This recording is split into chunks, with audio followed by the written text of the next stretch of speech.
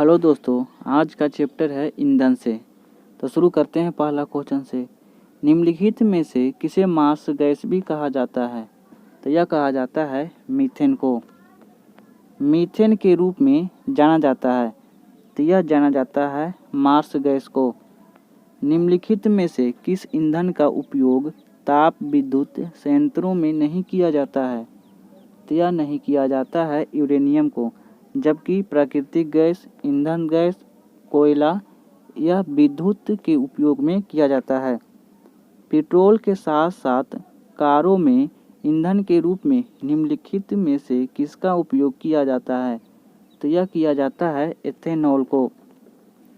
Biogas का प्रमुख हिस्सा क्या होता है?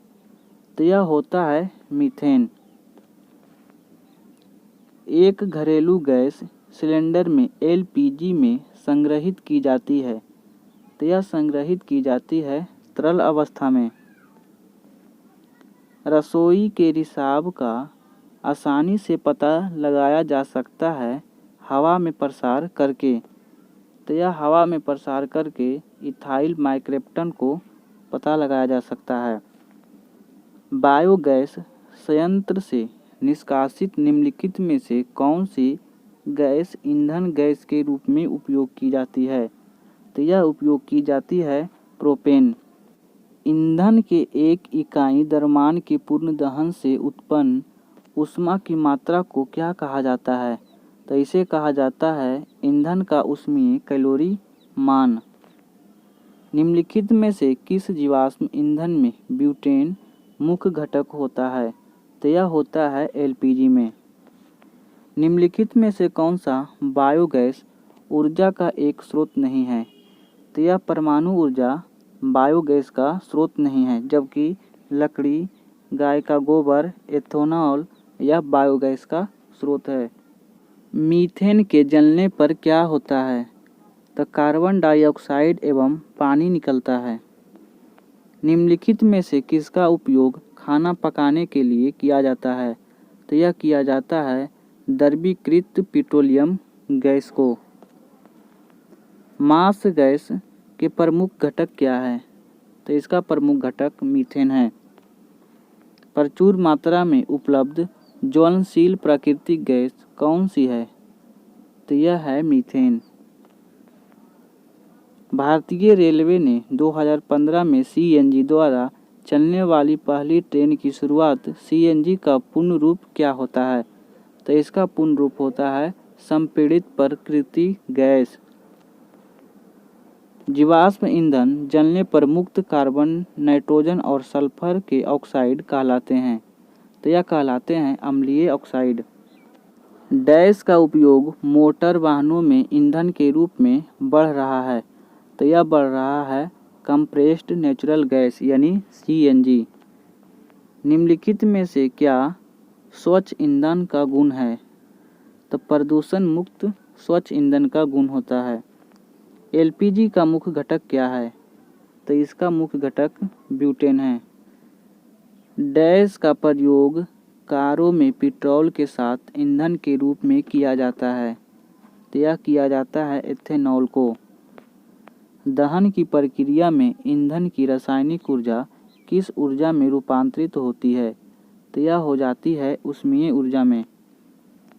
निम्नलिखित में से कौन सा ईंधन मानव निर्मित है? तो मानव निर्मित ईंधन गोबर गैस है। कोयला की किस किस्म में कार्बन की सर्वाधिक मात्रा उपस्थित होती है? तो यह होती है एंथ्रेसाइट में। ठोस कोयलों को तरल हाइड्रोकार्बन में परिवर्तित करने वाली प्रक्रिया को क्या कहते हैं? तो इसे कहते हैं द्रवीकरण करना। कोयला और पेट्रोलियम के दहन का परिणाम डैश के ऑक्साइड के रूप में होता है, तो यह होता है नाइट्रोजन और सल्फर के रूप में। सीएनजी का मुख्य घटक क्या है? तो इसका मुख्य घटक मीथेन है। हाइड्रोजन के पूर्ण दहन के परिणाम स्वरूप निम्नलिखित में से क्या प्राप्त होता है? तो CO2 और H2O प्राप्त होता है। पेट्रोलियम के शोधन के दौरान प्राप्त केरोसिन निम्नलिखित में से किसके निर्माण में प्रयोग किया जाता है? तो यह प्रयोग किया जाता है पैराफिन में। पेट्रोलियम के शोधन के पश्चात प्राप्त अपशिष्ट पदार्थ निम्नलिखित में से किसके निर्माण में प्रयुक्त होता है? तो यह प्रयुक्त होता है टार में। इंजनों में अपस्फोटन कम करने के लिए ईंधन में कौन सा पदार्थ मिलाया जाता है? तो यह मिलाया जाता है टेट्राएथिल लेड। पेट्रोल और विमान ईंधन की गुणवत्ता व्यक्त करने के लिए निम्नलिखित में से किसका प्रयोग किया जाता है? तो यह प्रयोग किया जाता है ऑक्टेन संख्या को। निम्नलिखित में से किससे द्वारा डीजल की गुणवत्ता प्रदर्शित की जाती है? तो यह प्रदर्शित की जाती है सीटेन संख्या से। प्राकृतिक गैस का सर्वप्रमुख घटक क्या है? तो इसका प्रमुख घटक है ईथेन। निम्नलिखित में से गैस संपीड़ित प्राकृतिक गैस में अनुपस्थित होती है? तो यह अनुपस्थित होती है ब्यूटेन। कोल गैस में उपस्थित घटक का चयन करें। तो यह गैस होती है हाइड्रोजन, मीथेन, कार्बन मोनोऑक्साइड सभी। जल गैस निम्नलिखित में से किसका सम्मिश्रण है? तो यह मिश्रण है कार्बन मोनोऑक्साइड एवं हाइड्रोजन गैस का। द्रवीकृत पेट्रोलियम गैस यानी एलपीजी का उपयोग किया जाता है? तो यह किया जाता है खाना पकाने में, वाहन के ईंधन के रूप में भी प्रयोग किया जाता है, यानी ये भी दोनों। घरेलू गैस के सिलेंडरों में गैस रिसाव को पता लगाने के लिए कौन सा पदार्थ मिलाया जाता है? तो यह मिलाया जाता है एथिल मरकैप्टन को। चारकोल का निर्माण किस विधि से होता है? तो यह होता है लकड़ी के भंजक अस्वान से। ठोस ईंधन का नकारात्मक पक्ष क्या है?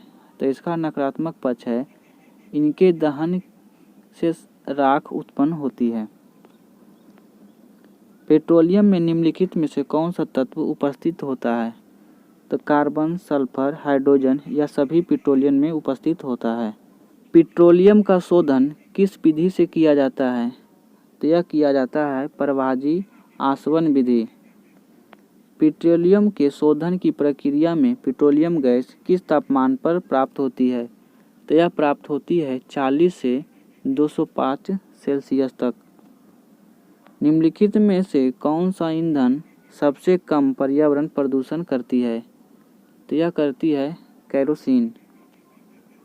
बायोगैस को किस अन्य नाम से भी जाना जाता है? तो इसका अन्य नाम है गोबर गैस। निम्नलिखित में से किस वैज्ञानिक ने गोबर गैस प्रणाली का आविष्कार किया था? तो यह किया था सीबी देसाई ने।